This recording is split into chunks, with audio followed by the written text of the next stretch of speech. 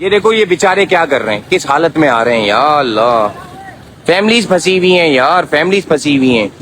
कहाँ कैसे जाएंगे ये बताओ, कैसे जाएंगे, कहाँ जाएंगे, कैसे जाएंगे ये बताओ। जा ही नहीं सकते, किसी भी हाल नहीं जा सकते, यहाँ से आगे ही नहीं बढ़ सकते।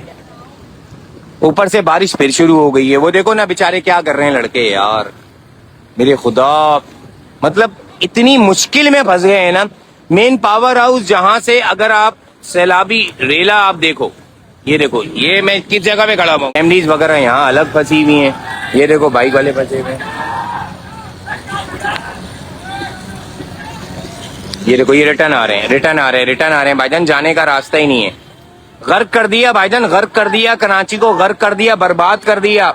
बाइक पे पकड़े हुए रो रहे हैं भाईजान। ये कराची है, सिटी ऑफ लाइट, जहां पे ये हाल हो रहा है भाईजान। सिटी ऑफ लाइट है ये, सिटी ऑफ लाइट। ये देखो किस तरीके से खींचते हुए लेकर आ रहे हैं। वो मेरे खुदा, ये तो 4x4 है जो आ रही है भाई। कोई गाड़ी आ सकती है? नहीं आ सकती भाईजान, ये 4x4 है तो चल रही है, और तो कोई गाड़ी चलेगी भी नहीं।